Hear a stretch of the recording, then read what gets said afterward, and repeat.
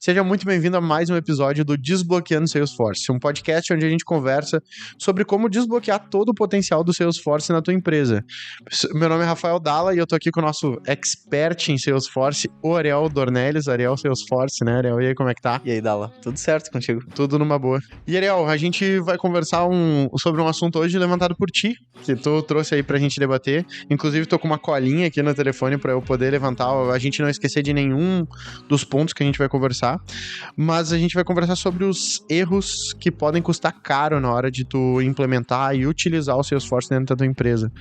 Qual é a tua visão sobre esse assunto? Tem muito além de 9 erros que a gente listou aqui, ou esses aqui são os principais que englobam tudo mesmo? Boa. Cara, tem uma infinidade, né, de possibilidades ali, né, tanto assim, esse é um assunto achei pertinente a gente trazer, né? Eu comentei contigo porque fala muito ali da dor que as empresas passam, né? Então, quando vão adotar o Salesforce, e aí a gente como consultoria, passando por vários projetos, conhecendo a história dos clientes, das histórias dos projetos de sucesso ou insucesso que eles tiveram, a gente consegue ter um histórico aí, uma bagagem do que não fazer, o que fazer, né?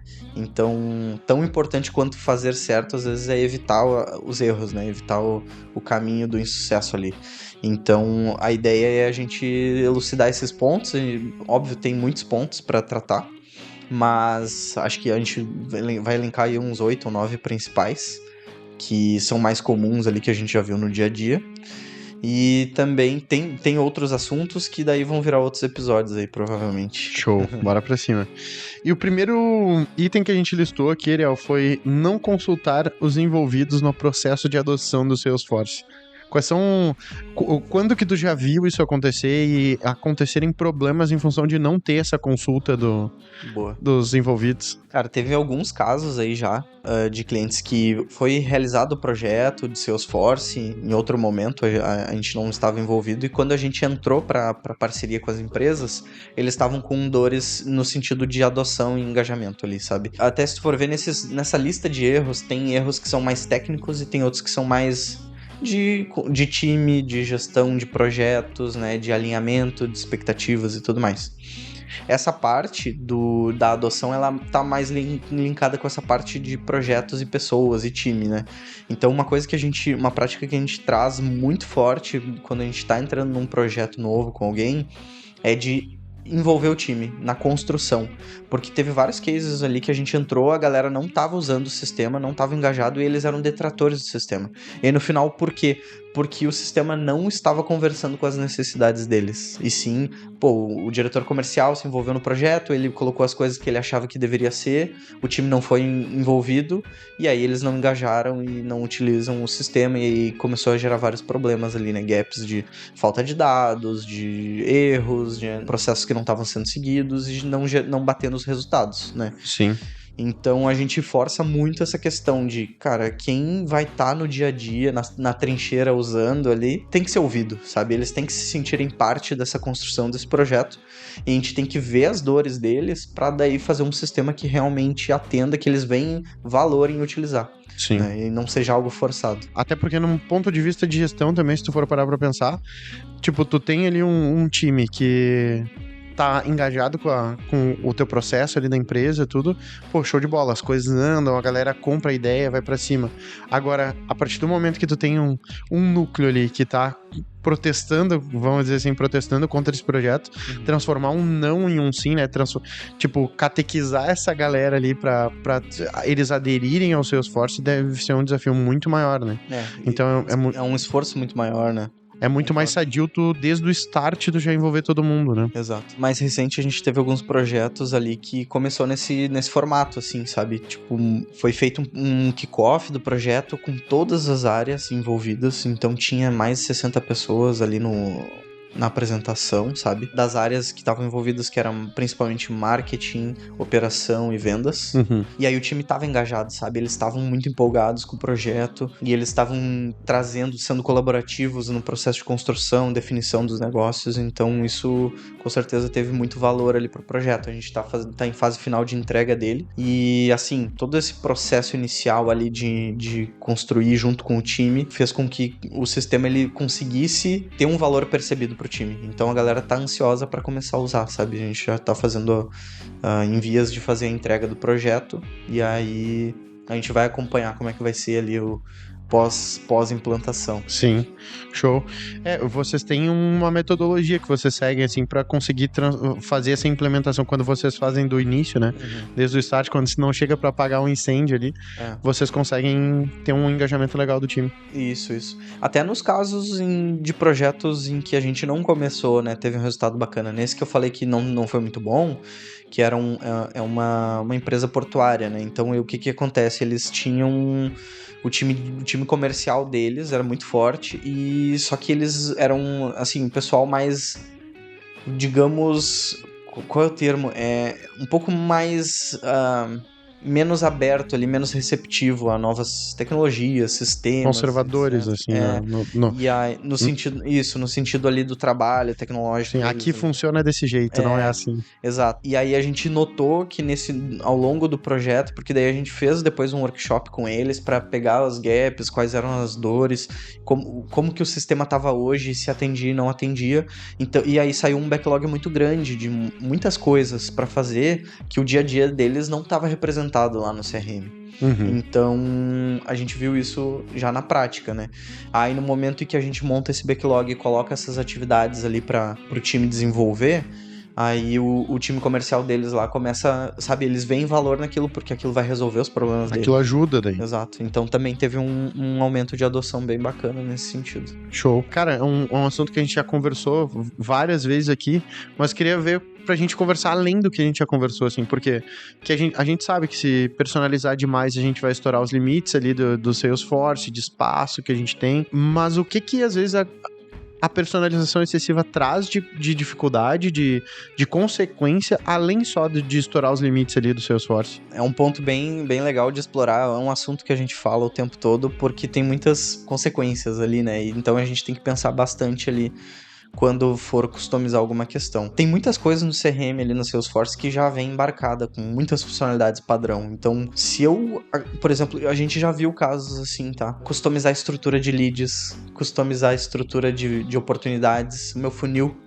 customizado, de verdade. E quando eu falo customizado é saindo dos objetos padrão, né? Dos objetos nativos ali do Salesforce. Se a gente customiza o funil de vendas, a gente vai perder uma infinidade de benefícios que eu tenho já embarcado dentro do meu do CRM que eu tô contratando. Eu tô pagando por isso e não tô utilizando. Então, um exemplo é a questão se eu tenho Einstein, por exemplo, ele consegue fazer a escoragem dos leads, ele consegue distribuir os leads corretamente, identificar quais são os canais mais eficientes e tudo mais, e quando eu tô numa estrutura customizada, eu não vou ter isso. O Einstein, ele não consegue ler essa estrutura personalizada. Eu ia te perguntar isso agora. Não. Porque veio essa dúvida. Ele vai ver os objetos padrão, entendeu? A questão de forecast, uma previsão de vendas, né? Quando eu tenho uma estrutura bonitinha ali, padrão do Salesforce sendo utilizada, leads, oportunidades, o meu funil, o meu pipe todo ali traqueado, eu consigo, o Einstein ele consegue gerar um forecast para ti, então quanto que tu vai vender no próximo trimestre, etc, com base no teu funil e nas tuas taxas de conversão e tudo mais. Se eu customizar esse processo, eu não vou ter essa informação também. Então tem muitas coisas assim que acabam se perdendo dependendo do nível de customização que a gente faz, sabe? Esse é um dos pontos. O outro, quando tem customização excessiva, cara, começa, uma coisa que eu noto é a sujeira no ambiente, sabe? Começa a gerar uma infinidade de coisas customizadas e o time ele vai ter uma rotatividade. A gente vê assim, teve alguns clientes nossos que tinham uma alta rotatividade do time de Salesforce deles. Normalmente a gente atua em parceria, né? Nossa consultoria com consultores Salesforce, mais alguns profissionais de Salesforce do cliente. E teve clientes nossos que a rotatividade era extremamente alta. Então, se ele cria um objeto customizado, isso não está documentado em nenhum lugar, não está registrado em nenhum lugar, isso vai ficar num limbo eventualmente. E aí começa a acontecer de eu ter 200 objetos customizados que eu não tenho ideia para que servem. E eu não tenho coragem de apagar eles porque vai que quebra alguma coisa e para a produção, né? Para a operação do sistema. Então começa a ficar bem delicado, começa a aumentar e aí inevitavelmente vamos falar dessa questão dos limites. Ele pode começar a estourar os limites ali de objetos, campos customizados e tudo mais. E isso, com essa quantidade de componentes, objetos e campos customizados, começa a degradar a performance do teu ambiente também. Então, tanto a questão... Aí a gente vai entrar um pouco mais técnico, mas até para fazer deploys, tipo, soltar novas releases em produção, o tempo de compilar todos aqueles metadados ali, de empacotar eles para subir para produção vai levar mais, e às vezes tu vai estar jogando horas do teu time de desenvolvimento fora para corrigir coisas que não são utilizadas e estão lá defasadas. Sim. Então isso começa a pesar no bolso, assim, se a gente botar na ponta do lápis. Sim. E se tu for parar também para pensar, dados, hoje em dia, dados é o novo petróleo, né? A gente fala. Mas o excesso de dados também complica, né? Porque às vezes tu fica soterrado em dados que tu nem precisava estar vendo. E aí tu vai adicionando dado, ele quando tu precisa analisar mesmo, tu nem sabe o que analisar, né? Eu percebo isso, sabe que eu faço a parte de gestão de tráfego e às vezes a gente tem ali, cara, eu acho que deve ter uns 200 itens de análise ali de tráfego. Cara, se eu uso, sei lá, eu ia falar 10, mas pensei, não, vamos botar um pouquinho mais, uns 15 ali, é o máximo que eu uso. Porque, lógico, dependendo do tipo de campanha que tu coloca no ar, beleza, eu vou analisar esses 15 aqui. O outro formato, analiso esses outros itens aqui. Mas difícil, tem uns ali que o cara nunca vai usar. Vai usar. E aí, se tu, tipo, querendo ou não, acaba sobrecarregando o teu sistema com dados que são descartáveis, né? Que não teria necessidade de tu estar ali. Eles verdadeiramente não auxiliam a tua empresa, né? Exatamente. Próximo item que a gente anotou aqui, Elva, é não dominar como a integração de dados do Salesforce funciona. Quais são as boas práticas que a gente deve ter nessa importação de dados ali pro Salesforce? Boa. Esse aí é um assunto que rende um podcast, tanto que rendeu, né? Já tem um, já. Já tem. Mas, assim, quando a gente fala de projeto de implementação, é bem importante hoje em dia, até com a velocidade com que a gente precisa ter as entregas e gerar valor rápido, sabe? Hoje, os nossos clientes estão cada vez exigindo um time box menor ali de já gerar valor com o Salesforce, porque, querendo ou não, é o investimento que eles fazem, eles precisam ter um ROI disso, né? O quanto antes, inclusive. Então, o primeiro ponto eu acho que é mapear as integrações e os dados cruciais para um MVP. O que precisa, e ser bem minimalista nesse sentido. O que é o principal para eu conseguir rodar? Seja a minha nuvem de vendas, ali o meu funil de vendas, o meu time de atendimento, eu estou começando a minha implementação, eu estou fazendo pela nuvem de service, né? Ou pela nuvem de sales, pelo marketing, identificar isso, e aí a partir disso saber quais são as integrações que a gente precisa para operar. O resto é desejável, mas eu consigo sobreviver daqui a pouco se isso for entregue num backlog futuro, depois do meu MVP, num backlog de evolução do sistema.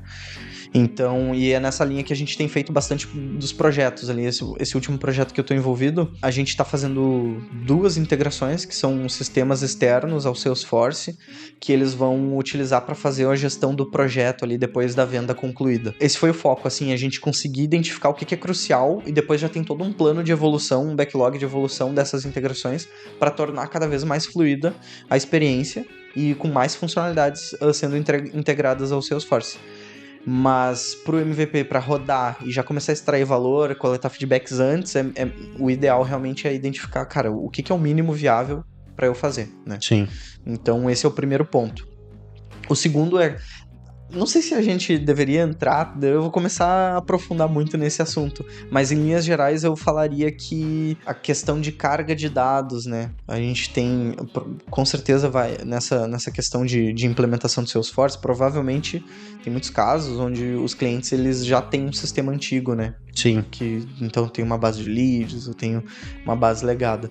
Então, uma atenção nessa questão de tanto saber como que vai ser feita essa carga de dados, se ela tem que ser recorrente, se ela é uma carga única, fazer aquele mapeamento que a gente comentou no outro episódio sobre o Depara, né?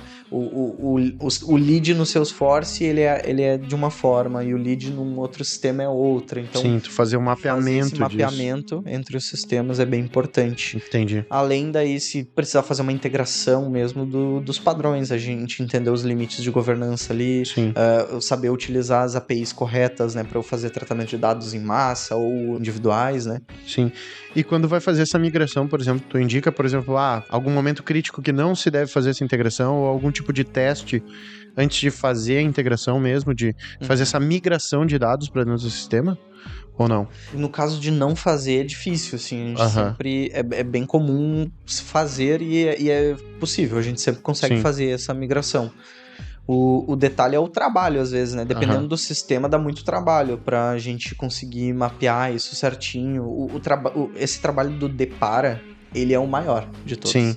Fazer a carga é mais tranquilo, sabe? Sim. Quando a gente vai fazer a parte de migração, aí a gente sempre roda... No Salesforce tem as sandboxes, né? Que são os ambientes seguros ali de testes. Então, a gente sempre tenta fazer esses testes ali, né? Fazer a carga lá, valida. Então, tem todo um processo. É como se fosse o desenvolvimento de uma funcionalidade. Antes da migração efetiva. Exato. Então, cara, a gente tem todo o trabalho do depara. Vamos entender a base que vocês querem migrar e vamos mapear isso para a base que a gente vai colocar, né? D para, então o D a gente mapeia, o para também, que é o Salesforce, e a gente consegue conectar os dados. Beleza. Nesses ambientes de teste ali, a gente consegue fazer essas cargas, validar se tecnicamente está tudo ok, e depois a gente valida, inclusive, com as áreas, com o cliente, né? Então, quem vai utilizar o sistema de verdade, quem sabe, na hora, dizer se a carga tá certa ou não, né? Então, faltou... Eu sempre entro aqui e olho o e-mail, não tá o e-mail aqui, entendeu? Então, eles já conseguem identificar. E aí, depois desse momento, aí a gente realmente faz daí o teste, faz a carga em produção. Show. O próximo item, Ariel, a gente falou sobre falta de boas práticas de programação. E aí te pergunto, o que são as boas práticas de programação? Que eu entendo a teoria, mas a prática eu não entendo nada. Assim, a gente, como eu vim do desenvolvimento, então isso daí é muito forte, né? Pra quem é desenvolvedor e tudo mais. É bem que um conjunto de boas maneiras de codificar, basicamente isso. Padrões, convenções de como que a gente pode criar o código, porque é muito aberto o jeito que a gente pode criar o código. Ele vai muito da criatividade da pessoa. E um problema muito recorrente para quem é desenvolvedor é mexer no código do outro. Sabe? Porque assim, cara, código é código, beleza, eu sei interpretar o código. Mas, dependendo da forma que eu escrevo, e outra pessoa, digamos, tu escreve o código de um outro jeito, é muito mais difícil de eu absorver o que é a lógica por trás, sabe? E aí acaba as tarefas levando mais tempo. Eu tenho que interpretar o que o cara quis fazer aqui, né? Então... Essas boas práticas é um conjunto de práticas mesmo, ou de framework, padrões de desenvolvimento, onde a gente cria essa linha quase como um processo, onde onde o time de desenvolvimento vai conseguir falar a mesma língua. Então imagina, sei lá, fazendo uma analogia boba, eu tenho um time de desenvolvimento que somos 4 pessoas que estamos aqui nessa sala, por exemplo, e cada um fala um idioma. E a nossa comunicação vai ser ruim, né? Vai ser difícil. Sim. E a ideia do padrão, as boas práticas de desenvolvimento, os padrões de desenvolvimento, é criar uma língua comum, um idioma comum para todos. Então, como que eu declaro uma variável? Como que é o padrão de nomenclatura de variável? Como que é o padrão de nomenclatura de métodos, classes e etc. Sim. Isso, eu crio um modelo, um padrão, nem que seja num nível, num grupo pequeno, que é o meu time de desenvolvimento, mas é uma linguagem onde a gente vai conseguir conversar e aí vai ter mais sinergia nisso. E uma coisa que eu vejo tanto no desenvolvimento, esse é uma dor, né, no desenvolvimento de linguagens mais conhecidas, como .NET, Java e outras, Python e por aí vai. Mas no Salesforce é muito forte isso, esse gap, sabe? O que eu vejo de muitos códigos aí de outros projetos que a gente começa a atuar é padrão nenhum de desenvolvimento. Então, e esse é um ponto que a SR, ela veio, assim, é um dos nossos pilares, é a excelência técnica, é trazer os conceitos de engenharia de software que a gente aprendeu ao longo das nossas carreiras ali com outras tecnologias aplicadas para o Salesforce. Então, a gente criou o nosso padrão, o guideline da SR de desenvolvimento. Então, quando os desenvolvedores começam a seguir o mesmo padrão, fica mais fácil eu entender o código que o Dala escreveu. Porque daí qualquer um pode entrar e atuar no mesmo formato mesmo ambiente, nas mesmas práticas, entendeu? E a gente vai disseminando esse conhecimento para todo o time. E vai nivelando, né? Vai nivelando do jeito que a gente gostaria que todo time atuasse. Cara, e quais são as consequências de não seguir esse sistema, né? Essa linguagem própria, assim, de um time? Dá pra fazer um podcast sobre isso também, tá? Tem muitas consequências. Mas, assim, o que eu posso falar aqui de bate-pronto pensando é assim... É na mesma analogia dos objetos customizados, por exemplo, tá? Eu vou começando a ter coisa, eu vou começar a criar código ali, vou ter a rotatividade do time, ninguém mais sabe pra que serve aquele código, né? Eu não tô seguindo umas boas práticas, eu não tenho uma documentação, eu não tenho nada. E aí aquele código começa a ficar como sujeira. E ninguém tem coragem de apagar aquele código. Cara, quem é desenvolvedor e tá escutando e vai se identificar, acaba gerando uma classe de 4.000 linhas. Um arquivo lá de 4.000 linhas de código. Esse é o pesadelo do desenvolvedor, eu tenho que corrigir um bug nessa classe, entendeu? Porque isso é aquele cobertor curto. Eu puxo de um lado pra tapar aqui e abre do outro, sabe? Então começa a ficar, com o tempo mesmo, isso é quase como eu não dar manutenção num prédio, sabe? Vai se deteriorando, entendeu? Então se a gente não tem essas boas práticas, isso vai acontecendo. E teve um caso que foi bem crítico num cliente nosso, que quando a gente entrou pra fazer esse diagnóstico e tudo mais, eles estavam com um problema grave em produção. Que eles não estavam conseguindo vender em alguns momentos, fazer alguns tipos de venda por conta de más práticas de programação. Traduzindo isso, o que aconteceu? No Salesforce eu tenho os gatilhos, por exemplo. Toda vez que um novo lead é cadastrado no sistema, faz X, faz uma ação X. Sim. Esse é um gatilho. Aqueles gatilhos estavam tão ruins, estavam tão poluídos, cheios de código, que no momento em que eu gerava uma oportunidade de venda, ele fazia tanta coisa que ele estourava os limites de governança. Ele fazia inserções no banco, fazia consultas no banco, e a gente tem a questão dos limites, né? Então 100 inserções, 150 consultas por transação, e aí tava estourando isso e tinha vendas que o cliente tava perdendo por más práticas de desenvolvimento. Entende? Quando chega nesse ponto, é difícil, até mesmo pra gente, é difícil corrigir isso, sabe? É um monstrinho que tá num tamanho tão grande que tu tem que começar a ir por fatias, assim, ó. Qual trigger, né? Os gatilhos que eu falo são as triggers, o conceito do Salesforce. Primeiro eu vou refatorar uma trigger, depois eu vou refatorar outra. E a trigger é quase o coração do sistema, normalmente. Entendi. Então é bem delicado esse tipo de... E num caso como esse, tu precisa... Tipo, é mais negócio tu ir ali e tentar consertar. Ou tu, cara, deixa eu fazer de novo. É melhor fazer de novo. Tem casos que é melhor fazer de novo, sim.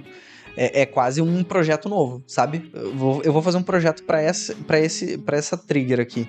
Deixa eu entender com o cliente o que quando eu crio uma oportunidade, o que ele espera que seja feito. E aí a gente vai mapeando todas as necessidades e pode ser melhor reescrever. Com base nessas necessidades, reescreve e faz. E tem casos que às vezes é muito crítico, é muito urgente, tem que entrar, fazer debug no código ali, analisar linha a linha e aí resolver o bug na hora, né? Depois disso que é advogado é que tem que ler bastante. Quero ver ler código. É verdade. Bora. Próximo item que a gente anotou. Falta de conhecimento nas funcionalidades e limitações do Salesforce. Quais são as funcionalidades mínimas? Se eu posso dizer que existe uma funcionalidade mínima que as pessoas precisam ter esse conhecimento ali no Salesforce. Cara, eu vou te trazer um exemplo que não sei se... talvez seja difícil até de acreditar.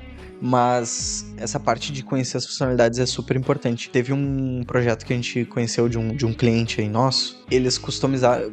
Por que eu trouxe aquele exemplo do funil de vendas? É porque eu já vi. Sim. Foi customizado o funil de vendas. O funil ali de leads e oportunidades, ele estava dentro do objeto account, que é o cliente. Já é lá o final do funil, né? A venda feita, ele virou cliente. Então, conhecer as funcionalidades básicas ali é extremamente importante. Olha o trabalho que foi customizar um funil de vendas dentro de um objeto que não era o fim dele ser para as vendas. Ele é a visão 360 do teu cliente, tem que estar tudo ali, tem que ter as oportunidades, tudo mais, não o funil ali. Esse é um exemplo, assim, um exemplo mais vou dizer, estranho, assim, que eu vi, de não conhecer as funcionalidades, né? Que não se utilizou a estrutura de leads e oportunidades. Sim. E sim colocaram lá no account todas as etapas da venda, né? No cliente. Então, um ponto, né, que eu gosto de trazer bastante é sobre o Trailhead. O Trailhead, ele é tanto para desenvolvedor, quanto para analista, quanto para consultor, quanto para vendedor. Tem muito conteúdo lá, sabe? E tem umas trilhas iniciais que eles... É um beabá ali, um quick look que eles chamam. Cara, o quick look de Sales Cloud, entenda como que é o funil de vendas, como é que funcionam os leads, as oportunidades. Ou o quick look do service, como é que eu faço a gestão de casos ali, entendeu? O que já tem de funcionalidade pronta que é só usar. Sabe? Sim. Então, eu vejo muito nesse sentido. Esse é um exemplo bem claro do quanto a gente acaba perdendo esforço para ter uma solução que não é eficiente ou que não atende, né? Então, entender as funcionalidades ajuda nesse sentido. E da tua experiência, tem algum setor, assim, algum time que seja mais crítico, que seja mais latente, aparente essa dificuldade em conhecer todas as funcionalidades? Por exemplo, meu time de vendas, ou não, meu time de marketing, alguma nuvem ou alguma coisa que tu perceba que é mais latente. Aqui é mais comum esse ponto crítico aí de falta de conhecimento de todas as funcionalidades que o sistema te oferece. Tô pensando aqui, eu não consegui criar essa correlação aí que tu fez entre nuvens. Eu vejo mais entre a maturidade das empresas, sabe? Maturidade tanto na parte de tecnologia, o quanto elas investem em tecnologia, o quanto elas investem em time interno, capacitado, que conheça a ferramenta. Eu acho que são esses dois principais pontos, sabe? Em relação ao time. E aí, óbvio, quando a gente fala das nuvens, é que assim... Tem as 3 nuvens que são as mais utilizadas, né? Que a gente fala que é a Sales, Service e Marketing. Então, os erros mais comuns são nelas, mas eu não consigo te elencar assim, é na de Sales, isso não consigo dizer. Mas é mais voltado a... que eu entendo ali, que eu interpreto dos casos que a gente passou, é de maturidade da empresa. Tanto de time, tecnologia e disciplina de CRM. Se eu fosse botar o terceiro, acho que até já tinha falado isso em outros momentos.